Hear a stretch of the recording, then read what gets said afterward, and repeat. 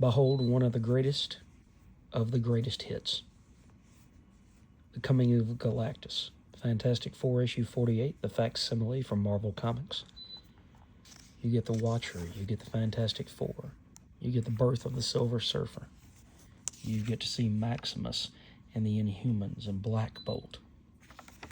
This is the Fantastic Four at its greatest peak, at its greatest grandeur.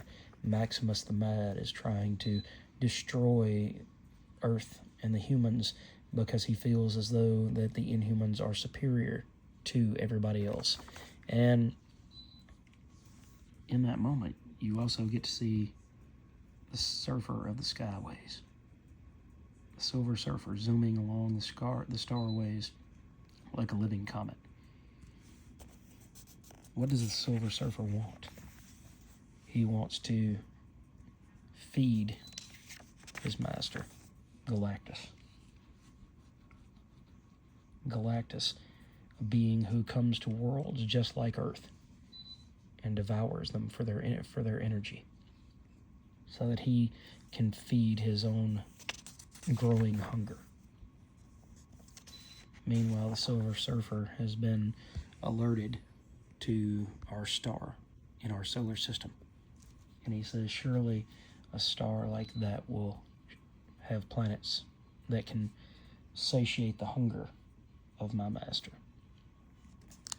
Meanwhile, Reed is trying to grow a beard because he's worried about what's going to happen, thanks to what the Watcher himself has told him.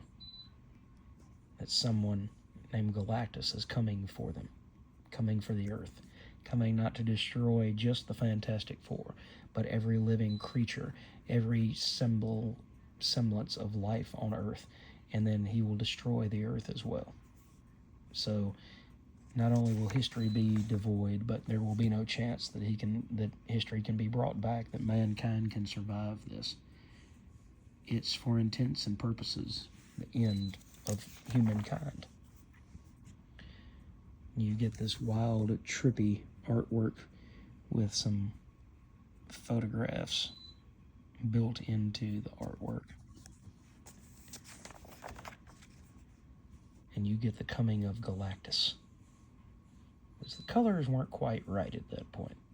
Big Purple was not purple at that moment. But you get this book, which is part 1 of the Galactis Trilogy, which built the biggest cosmic storyline that at that point had ever been seen. You eventually get to see the bucking of the Silver Surfer against his master. You get to see the freedom of the Silver Surfer, but at the same time, he's trapped on Earth by the power of Galactus.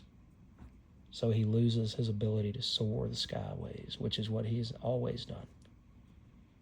But Norrin Radd, the Silver Surfer, remembers that he too once was human.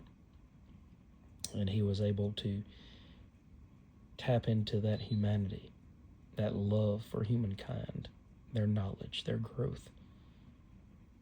At the same time wanting to understand their penchant for violence, why they hurt those that they claim to love. It's a story that goes levels deep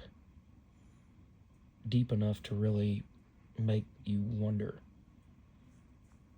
a lot of things about humanity and why people do the things that they do.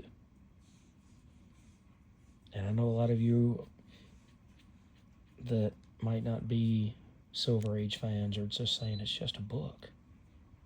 It is, but it's a timeless story, a timeless tale of what happens when one man finds his humanity in an inhumane situation,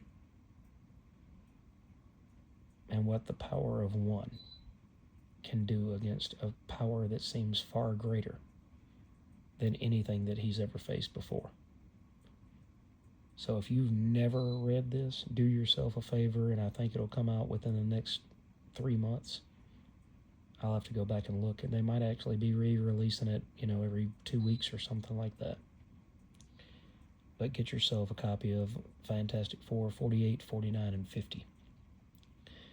And marvel at what is some of the greatest, hands down, storytelling in comic book form ever done. One of the greatest stories that Stan Lee and Jack Kirby ever put to paper. Most notably inked by Joe Sinnott. So if you don't pick this up this week, you are not doing yourself any favors, and you will miss out on what's one of the greatest books that was ever done. Thank you for joining me for Greatest Hits.